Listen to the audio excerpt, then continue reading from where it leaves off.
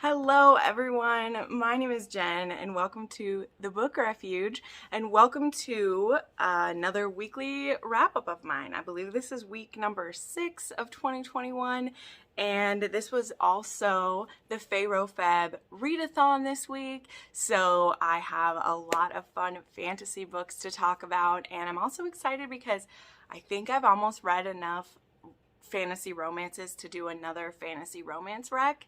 My fantasy romance rec video that I made 2 years ago is my most viewed video on my channel at this point, which is crazy to me. It's out past my previous biggest videos, and I think it's clear.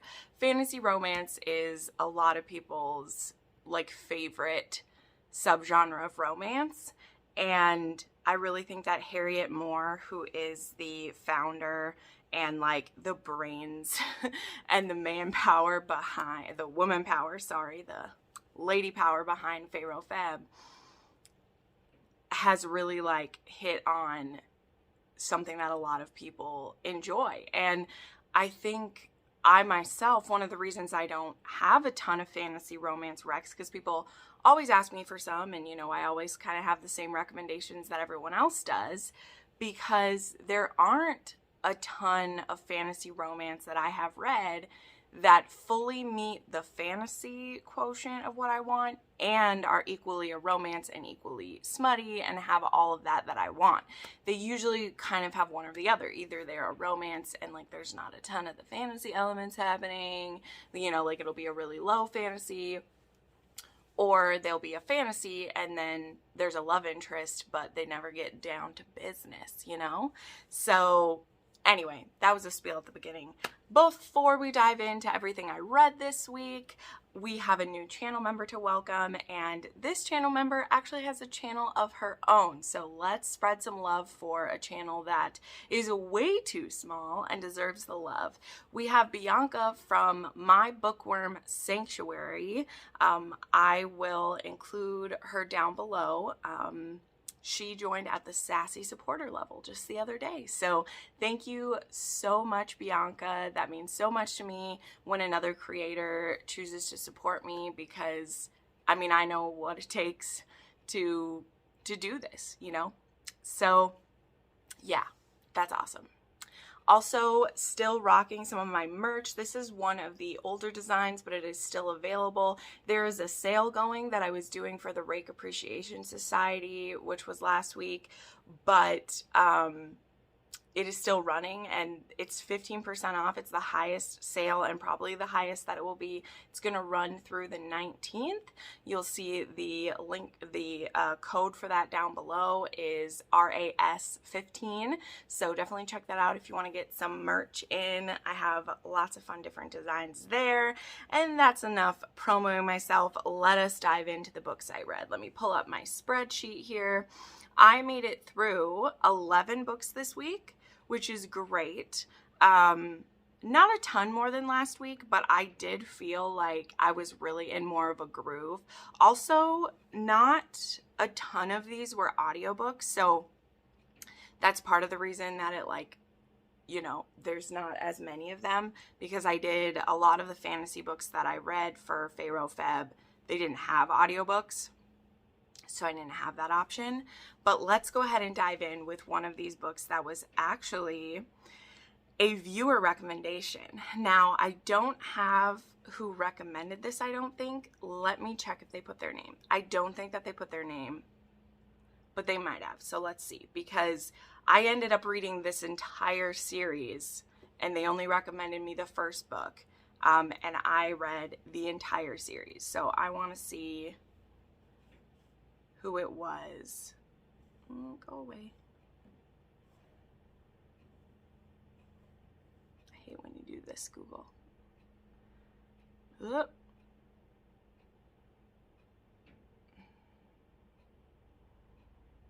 Yes, okay, so this was recommended by viewer Dusty, as well as an anonymous. So there was 2 people who recommended this one to me. And this book is Soul Eater by Mayne. This is a very interesting book. We will get into that in a second. When I made my TBR for February, I not only wanted to have, sorry, now, what are you doing? What are you doing? How do I make this go away? There we go.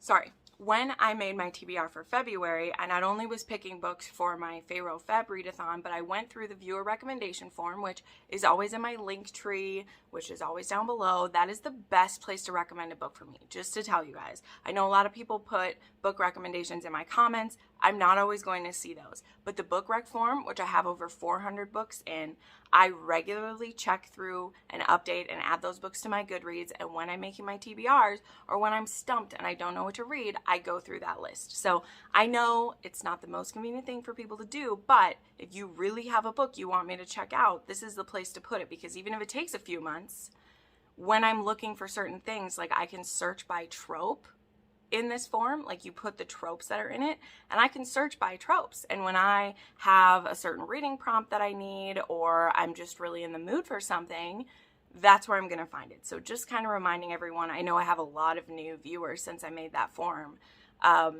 You can find it in my link tree, which you can get on my Instagram when you go to my bio. There's a link tree in there, or down in my description. I think I might even have the book rec form just listed, but if not, link tree. Anytime I talk about a link, it's probably in the link tree, or else it's down below, okay? Because some people will be like, where do I find this or whatever? It's the link tree. That's what Linktree does. It condenses all of your links into one place. So anyway, Booktuber 101, just teaching people things. But anyway, this is Soul Eater by Lily Maid. This was recommended by a viewer. And when I was looking for fantasy books to read in February, this one came up. This is a gay monster slash like dystopian slash all the beasties have come into our world. There was this rift that happened 20 years ago, and this fantasy world is now like, this monster realm is now like linked with Earth. And so they don't really go around the coast, but they're like, the middle of the United States is a wasteland. It's literally called the Waste. And there are military bases who the military are trying to study and like dissect monsters to understand their weaknesses. And there are infinite amount of monsters, the way that there would be like infinite amount of animals. There's like infinite kinds of monsters. Some of them are sentient, and some of them are, you know, a little more, well, still sentient, but more like mindless, like animals would be. And this particular book focuses around Danny, who is a 23-year-old human who he joined the military after his mother died. He doesn't really remember a time before the monsters were there, and when his mother dies, he doesn't really know what else to do, so he joins the military because he figures he'll at least be fed and clothed. But what he doesn't understand is a lot of the nefarious things that the government is doing to these monsters. There is one particular monster that is called Wynn the Soul Eater, because based on what humans see happening, Wynn kills certain people. We only know what Danny knows in the beginning, and that's all that Danny knows about this. And the military really wants to capture Wynn because they see him as a terror who is just murdering humans indiscriminately for no reason. And so Danny and a group of his fellow soldiers are basically going to be used as bait for Wynn.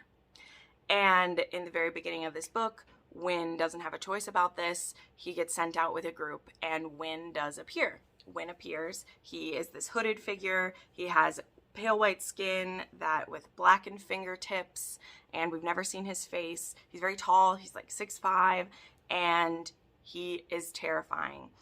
And he kills these other soldiers that are there shooting at him, and then he looks at Danny. Danny, of course, can't see under the hood, but Danny passes out, basically.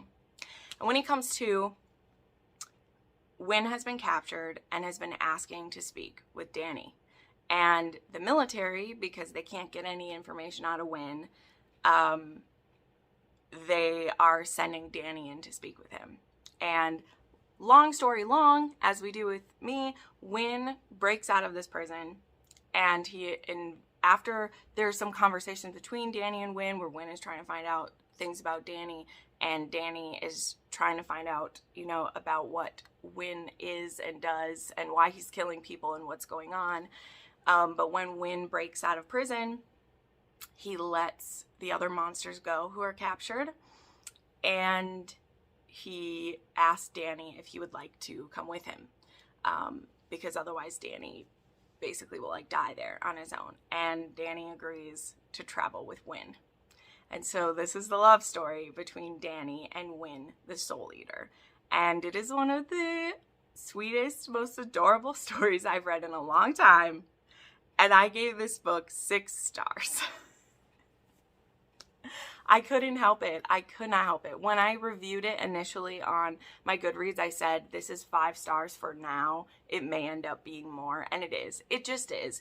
And as I've said, I read this whole series. We're going to talk about each of the books as I get there.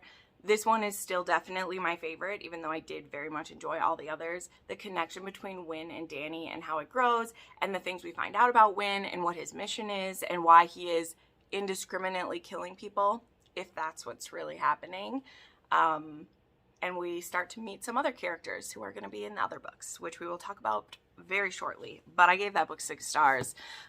Let's see if there were trigger warnings. There's trigger warnings there's quite a bit of violence, and a lot of death and some torture that happens. But there isn't any,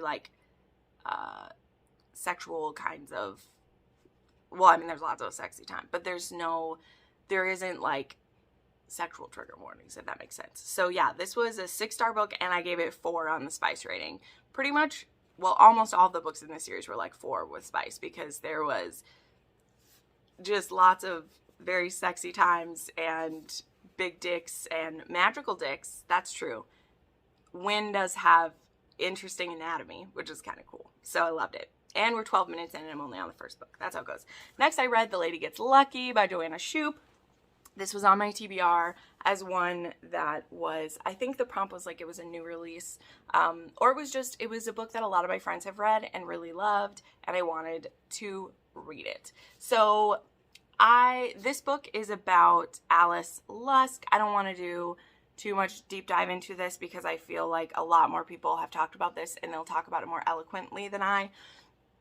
But basically we have a heroine named Alice who she wants to find a husband, and she asks Kit for lessons in how to seduce someone because she really wants to get away from her mother, who is very controlling and abusive and possessive and cruel.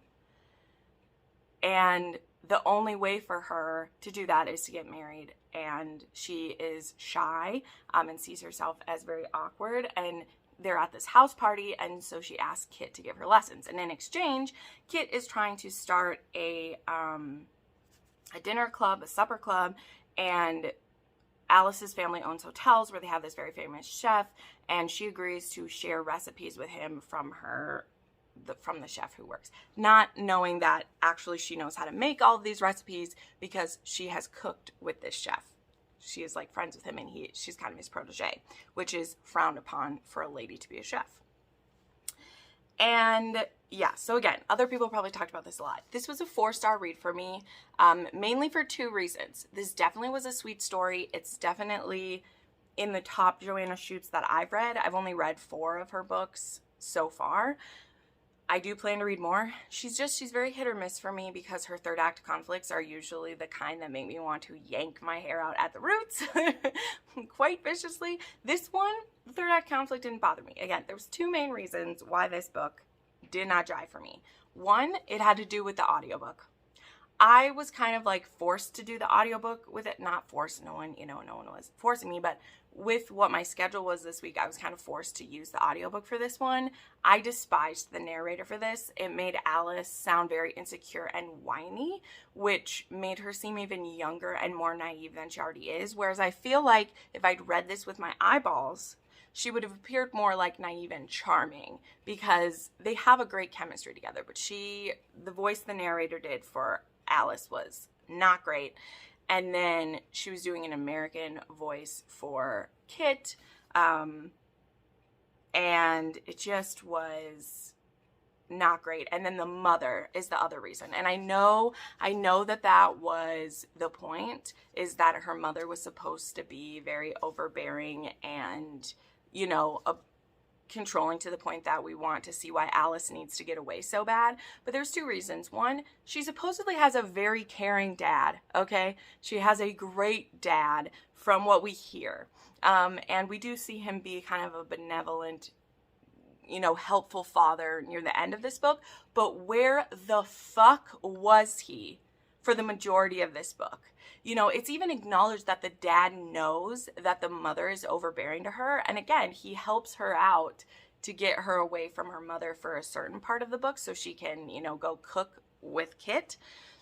But I just hate that. And this is another, like, Shupe does this with her parents over and over again. And I'm just a little sensitive to parents always having to be seen as shitty people as why the heroine would want to get away. Like, I just did not like it. So the combination of the narrator spoiling that beginning for me, and then the mother being so intense, and then this was not that spicy, and I was shared that this was going to be very sensual. A lot of people thought this was.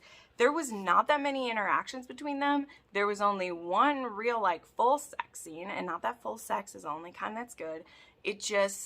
It wasn't enough to outweigh how irritating that mother was and how that played out. So I still give this 4 stars because I fully acknowledge that if I'd read this with a different mood and I'd read it with my eyes instead of my ears, that it could have been a better experience for me. But we can't change how that happens. So moving along. Then I read Edin by Mayne. So I was continuing the monster series. This is book 2. We meet Edin in book 1. He's actually a friend of Wynne. Wynne actually rescued him from a bad situation when his leg had got ripped off. However, this the kind of monster that he is, his leg can grow back. Something that is really nice is that Mayne includes a monster index at the end of all of her books. So that's definitely something to, like, put a bookmark on when you're reading it on Kindle so you can flip to it, because I'm not going to be able to say the name of this monster, but he is a large purple kilted monster. He has a tail, he has a big cock, he is sunshine, he is fun, he is funny.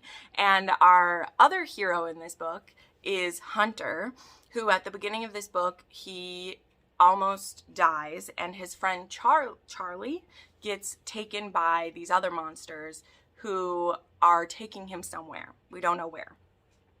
And so Edin saves Hunter, and Hunter and Charlie, they're both in the military. They actually were making their way to the base that Wynne destroyed in the first book. And when they get there, they see that it is wiped out. Like, they see that that's happened, and they're like, oh my God, what happened here? And so, yeah, so Edin saves Hunter. Hunter is in his 30s. He's been in the military for 12 years. Him and Charlie have been in it together for all this time. And Hunter actually is an amputee. He has his leg amputated from the knee down. He has a prosthetic, and it was a major part of the story. This wasn't just like, oh, I have a prosthetic, but it basically works the same as my leg, and so we're going to forget about it. This was actively a big insecurity for Hunter. It puts him at risk a couple of times because he may be this big, tough guy, but half of his leg isn't there. Also, there are some very sensual scenes in this one where Hunter is very insecure about his leg, and the way that Edin is so, like, hot for him, and the way he will, like, caress his leg or care for him. Like, there were caretaking moments in this where there was one day where they had been traveling all day, and his leg, like, the stump will get, like, a rash against the prosthetic, and Edin, like, takes off his prosthetic and takes off this and is, like, massaging his like stump to relieve the pressure on it, and, like, my heart. This one, I think too, I liked the dynamic between these two so much because Hunter is probably the grumpiest character in the series. Like, really, I've read 5 of these books, and pretty much all the heroes are just sweet as molasses. Like, there are these big crazy monsters, and they're just sweet as molasses. Okay, they are so sweet. And Edin, he's sarcastic and fun, and doesn't take a lot of things seriously. And Hunter is like, you know, literally on the hunt to get back to Charlie. And he just thinks this big blue monster, like he doesn't have any positive experiences with monsters. And Edin is just so helpful and caring to him the whole way that Hunter can't help but reevaluate a lot of the prejudices that he's had. So this book, I gave this one 4.5 stars, and this one is 3.5 on my spice rating. And again, the same trigger warning for like there's some violence that we see, but this one wasn't even as bad as the previous one. Then I read Sealed in Sin by Juliette Cross. This book was just re-released. It got its new cover. This is book 2 in the Vessel trilogy, which is a continuous series. This is about Genevieve, who in the first book finds out that she is a vessel, which means she can be used for either good or evil. And if evil gets a hold of her, she basically is a puppet for them to abuse her power and make her do whatever they want her to. And we have Jude, who is a demon hunter and her guardian. And this book is them growing even closer together and trying to find out a way to make it so they can be together and kind of stop evil from coming for her. That's probably the best way to say this one. This one had some wonderful surprises in it. I was very excited to continue this series, and I'm very excited to read Bound in Black, which I didn't read an arc of that one, but the re-release of that one comes out on Valentine's Day, so I'm planning to just read that. I'm just gonna buy that and read that of my own accord, right? I need a drink, but talking a lot. This series is very like nostalgic, not only for the fact that it was written a few years back, like this was Juliette's first series that she wrote, but it just gave me like gooey happy feelings. Like that's the best way to say it. Like it was great. This one was a lot sexier than the previous one as well. Well, maybe not a lot, but it was, because some more things are able to happen in this one than did in the first one. So I gave this one 4 stars, and this one had 2.5 on the Steam scale. And also it has a cliffhanger, so be happy that all 3 of them will be out later on. That one I did also read for the readathon. So, and then the next one that I read for the readathon was A Strange Hymn by Thalassa, and I was continuing the Bargainer series. I read the first book last year, and then at the time when I started this book, I just wasn't in the mood to read another story about the 2 of them. I don't know what it was.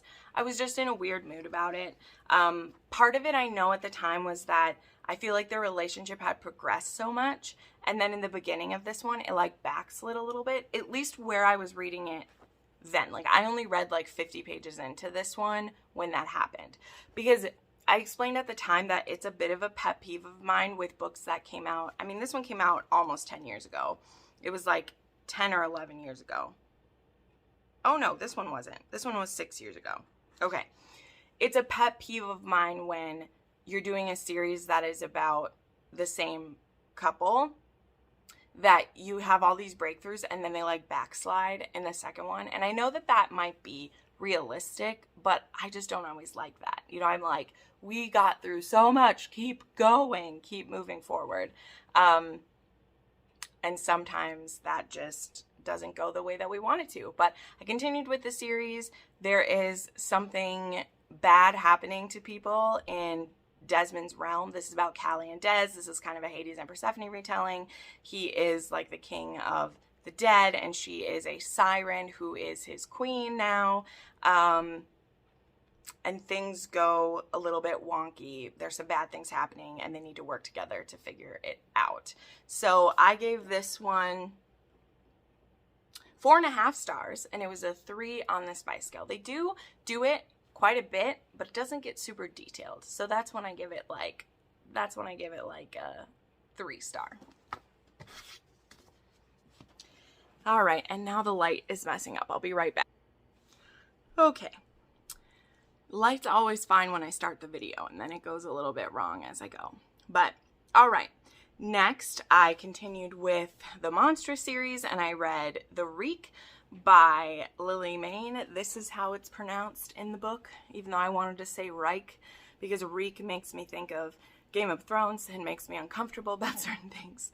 So this one is about a creature, a monster, that's kind of seen as like an angel, or not like an angel, but like their body. They're like part bird creature.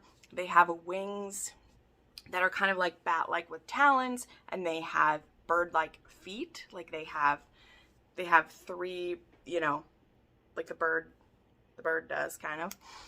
But the Reeks are the most powerful and most terrifying creature in the other world. And but they are also the most gentle at the same time. Because a Reek will never hurt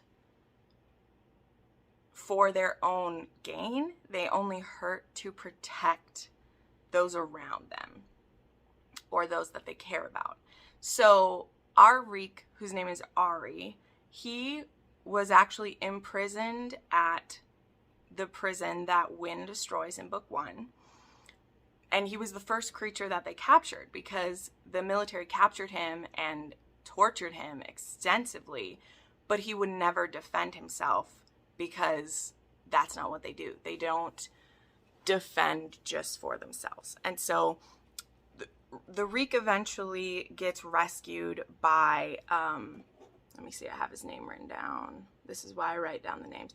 By Gage, who him and his friend Rig are out scavenging. They are part of a raiders crew, which is one way that people survive in this, like, you know, post-apocalyptic world, is they have raider camps, and they're out raiding, and they actually raid this ex-military base, and they find that Reek is in one of the cells, which has been opened because Wynn opened it, but even he is afraid of the power that Reeks have. So he opened the cage, and then he was like, peace out. Like, that's all that he did for the creatures, is he freed them all, but he, you know, didn't stick around to chat with them or anything, you know? And so Rig and Gage, they bring the Reek to their camp, and immediately there's a lot of prejudice against him. Even though Ari is so gentle and sweet, they have to, you know, they slowly are caring for him, and Ari and Gage fall in love. And then there's this scary woman named Mary who comes along, and she is a monster collector, and she parks herself outside their camp. She has this RV that is being pulled by these 2 huge monsters, which they look like, you know, a pachyderm type creature or something like that. And there is a big creature who is like controlling them, who is chained to the RV. He literally has these loops like secured to his spine, and he's chained to the RV so that he can't get away. And he has a cage on top of his head so that he can't speak or move very well. We'll put that aside for later. But Mary is this twisted bitch of a lady who wants to collect Reek to bring him to her collection. She has a collection of the monsters that she literally like charges people to see. It's like a zoo. And she threatens the raiders camp that if they don't give her Ari, that there will be consequences. That's what she says. There will be consequences. And Gage is like, you can't do this. And the person in charge of the camp is like, no, we can't do this. But they still know that if they were to leave, then Mary would like follow them, and they would be able to get away. So Ari and Gage basically make a run for it on their own. And this is their love story. So this one was a 4.5 for me as well. There was one decision that Ari makes that really bothered me. Because it bothers me when it happens in like a historical romance, so it bothers me when it happens in a monster romance. But they were also so sweet with each other. Like, that's the thing. This series, these heroes are so sweet to each other. It's so beautiful that I still gave this one a 4.5 star. And this one is a 3.5 on the spice scale, because it is a, like, oh, it's so good. And then one of the things in this one is we do find out why Reek is so feared. And I was like, whoa, that's terrifying. So yeah, that one was good. Then I read Win by Lily Mayne, which is a novella about Danny and Win. And Win is one of the longest living creatures that, like, his race can live a very, very long time. And one of the things that Lily made, like, I love Lily's explanation for things too. She has really good author's notes at the end of her books. But originally she always planned that, like, these would be happy for now stories, because she wasn't going to give her humans, like, immortality. Like, they're not going to live as long as they're monsters. So the time that the monsters and the humans have together, like, we're getting a happy for now. Like, she's not going to show one of them dying or anything. But they're only going to have a human lifespan with their human. So they have to make the most of it. And then Lily said in her note, she's like, and then some of my readers told me, you're a writer. We don't have to be realistic about this. They can be together forever. And so this book is actually about how Win is going to make it so that him and Danny can live their whole long lives together. So we actually get to see them go into the monster world, and Danny gets to experience the world where Win comes from and a lot of the creatures there. And it was really fun. It was really fun. It was, I think, too long for what I was doing. Like, I think it could have been a shorter novella because there was a lot of, like, extra in here. But I appreciate the author just wanting to talk about her, you know, just have her characters be together, because Win and Danny are adorable. So I fully understand. So this one was a 4-star, and this one was a 3.5 on the Spice rating, because Win and Danny, man, they go for it. I love it. Then I read Firelight by Kristen Callihan. This I read for the Pharaoh Feb Readathon as a gaslight fantasy, as well as a historical setting, as well as a book that, like, this has been on my TBR for a long time. I was actually given pretty much the whole set of the Darkest London series. This is book 1 in the Darkest London series by a viewer. So I was very excited to read this. I listened to the audiobook, and it has a narrator that I really love. So what was cool about this as a gaslight fantasy is I feel like the fantasy elements in it were pretty low for 80% of the book. Like, there are certain things going on, like we know there's paranormal, fantastical elements, but then the last, like, 15% was just, like, all out.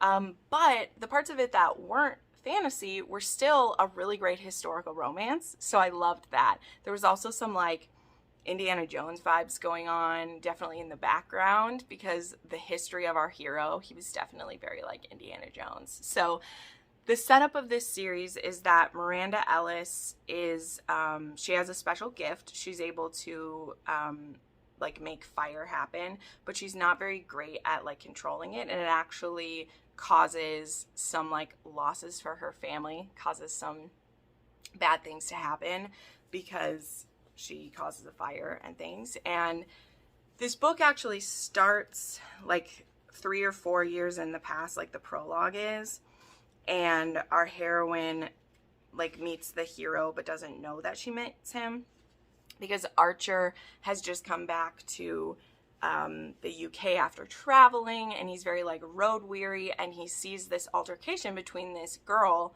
who's dressed like a boy, and she's like 18, and she gets into a scuffle, and she's able to, like, defend herself with the fire. And Archer sees this, and he decides in this moment that, like, he wants to marry her, but not yet, because she's only 18, and he's a very broken man. And so he's like, but he always remembers it. So then we skip ahead a few years. I think it's 3 or 4 years. Let's see how long it is. I think it's 4 years. 3 years ahead. So now she's like 21. And Archer makes a, like, deal to marry her with her father. So it becomes like an arranged marriage thing, but only if she agrees. He tells her father, like, he'll pay off her father's debt and these things if she'll marry him, but only if she wants to do it. And Miranda, her and her father, you know, they haven't got along since the accident that she caused with her abilities. And so she sees this as, like, a good chance to escape. And she is very attracted to Archer, even though he is completely masked all the time. He literally has gauze wrapped around his head and a mask on. So he's like the Invisible Man type thing going on, right?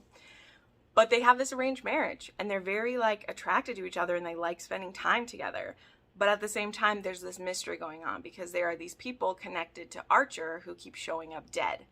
Just so happens as well that he's back in town.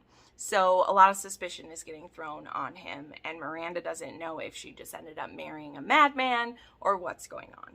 So this, I feel like, I'm very interested to see where the series goes, and I am planning to continue this series next month. But I had a good time with this. My only like two kind of things I didn't like is that, as I said, there wasn't a lot of magic and things going throughout it. It was a lot more of like her trying to fit into society now that she is like a lady, and trying to like control her power. Like there wasn't as much of that as I wanted. So there was a chunk of this book where things were a little bit stale. Luckily, like I love historical romance, so some of that was working for me, but also he's really trying to keep her at bay a lot. So there wasn't a ton happening with the romance either. There was only one like full sex scene in here. And I just wanted it to be spicier because they had great chemistry. Like there was a lot of heat between them, but there wasn't a lot of spice between them. So I gave this book 4 stars, and it was a 1.5 on the Steam scale. So not a ton right there. Then the last book that I read for the FaeRoFab readathon was The Fae Warriors Princess by Jamie Schlosser. This was a recent release that just came out the end of January, and I didn't know that this book was coming out because I was caught up with this series many, many months ago, and I didn't know that there was more coming. And then I found out accidentally because I was trying to share the series with someone, and I was like, oh my God, there's another book. So this series, particularly previous books, this one is about a different setup, but previously the books in this series is all the princes of the different courts, because this is a Fae series, obviously based on the title. They were cursed to be blind until they find their fated mate, and for most of them, humans were like their fated mate. And they need to be virgins until they find their mate, and some of them they'll live thousands of years, so for some of them that's more difficult than for others. But this one wasn't one of those. This one is actually, our heroine is the daughter of one of the previous couples, and when she's 5 months old, her father's best friend is finally getting introduced to her, and when they look into each other's eyes, just bear with me a second, because this is a bit of a Renesmee moment. They look into each other's eyes, and they both know that they're mates, because that's how it works. That's how you find your mate, is you look at their eyes, and fate is like, that's your mate. He immediately leaves because he knows 2 things. He knows, 1, the more time you're around your mate, the harder it is to be away from your mate. You actually get mate sickness, where you will get weak and tired if you're not by your mate, because they are like your other half. They strengthen you to be with them. And number 2, he's like, she's only a baby. It's going to be 21 years before she even be around here, because 21 is when a Fae comes of age. So he's like, I'm going to go stay away from her. I'm going to take jobs that keep me very far away.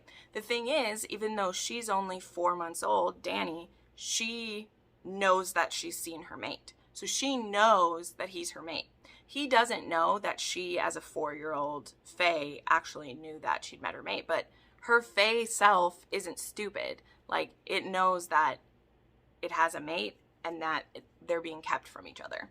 So when she's 18 and a half years old, almost 19, she decides to track him down because she's very upset that he has stayed away from her all this time, not knowing what his reasons were, where it's not that he would have been anything inappropriate to her, but he would have been around her from birth, and she never would have been able to live,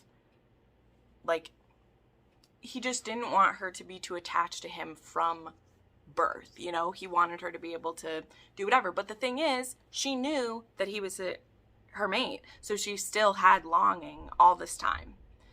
She just was feeling very rejected because he was hiding away from her. He also didn't want to ruin his relationship with her dad, who's the king there, all these things.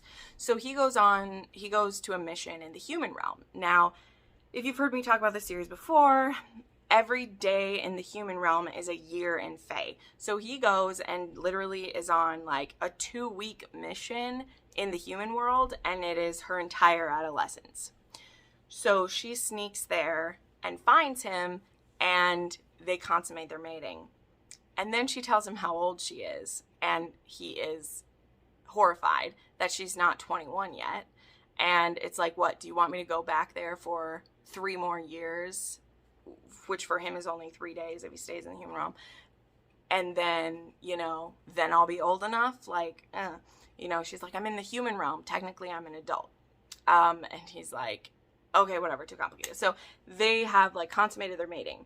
Then when they go back, they get a messenger who shows up and says that in the like 2 days that she's been gone, right? It's been 2 years back home, and there's this horrible plague that has gone through, and they need Torius, which that's the hero, to come back and help them defeat this plague. So then the rest of the book is them doing that. I really enjoyed this. I gave this 4 stars. This has a 4 on the spice scale. Like, there is a lot of yummy spice in here. There are dragons in this. There are sirens in this. It was a good time. But it had some interesting things happening as well. Okay, then I read Beauty, Tempts, the Beast. This is book 6 and the final book in the Sins for All Seasons by Lorraine Heath. This book is about Beast, also called Benjamin, who is one of Edie Truelove's bastards that she adopted. He is a protector. He's seen as the Beast of Whitechapel, and he protects women who are sex workers. That's what he does. He protects them. He's not a pimp. He's not their like owner or anything, but he protects them and makes sure no one messes with them when they want to do their trade, right? Then we have our heroine, Althea, who has recently lost her standing in society because her father is a traitor to the crown. She's also the sister of Griff from Scoundrel of My Heart, which is the series that came after this one. And she wants to learn how to become someone's mistress. And so in exchange for her teaching these sex workers like different things about society so that they could become companions or that they could leave prostitution if they want to, he will teach her how to be a seductress so that she can get a role as a mistress. Obviously, they're going to fall in love. I have a vlog coming out soon where I will talk about this in a lot of detail, so I won't go into too much with it. But I wasn't really driving with the first half of this book. Like, it wasn't really working for me, just because I didn't really like the teach me scenario they had going and blah, blah, blah. But this book became extremely rewarding if you have read the other books in the series, because the family elements of the true loves in this, I was literally weeping. And then Beast, not all the characters in this series like find out who their parents are or like why they were given up or whatever. And Beast particularly has an amazing revelation about how he ended up with Eddie Truelove. And I was crying very hard. I loved it. So I ended up giving this 5 stars because there was parts of this book where I was kind of like, blah, blah, I've read this before, blah, blah, and then bam. Lorraine Heath, she knows how to wrap up a series, okay? And the epilogue, I cried. The epilogue was amazing. It was so good. So this book, I think the downside is that you won't feel as strongly about this if you haven't read the whole series. In fact, one of my friends, Jessin, she had read an arc of this book because, this one only came out like 2 years ago. And she didn't jive with it the same way that I did because she hadn't read any of the other books when she read this arc. And not that the book can't stand on its own, but I just had such a powerful feeling about this book because I had read the other ones. And the family is so important in this book. And then the last book that I read was Gloam by Lily Mayne. So remember that monster I talked about who literally had divots in his spine and a cage on his head? Well, Reek, who is the friend of, he's one of the people that helped find Reek in the earlier book. He wants to free this monster from the evil bitch, Mary. And the only way he can communicate with Gloam is through pen and paper. Because the cage that's on Gloam's head, he's able to see through these little slits in it. And Adam is Rig's name. They all have raider names, and then they have the real name. He wants to free Gloam. And so he willingly leaves his friends and his camp to follow when Mary like leaves, so that he can help rescue Gloam. So this was beautiful. This one was the longest book in the series, and it was also my like least favorite. However, if you saw, you know, I gave these books 6 stars, 4.5, and I still gave this one 4 stars. I just, like, because their romance was still so beautiful. Like, it was so beautiful. I love them so dearly. But it was just so long, and there was a lot more like torture and gore and abuse in this one because of the way Gloam has been treated. So it was a very heavy book, and it wasn't, not that the other ones are light. They are not light. But this one just like, I felt the weight of this book so much more, and it was a lot. So I gave this one 4 stars, but it is still a 4 on the spice scale. There are some sexy, sexy times in this book. So there we go. Those are all the books that I read in this week in February. I hope you check out some of these fantasy recommendations. Make sure you check out the sale at the Book Refuge Teespring while it still lasts. And yeah, I will see you next time, everybody. Bye.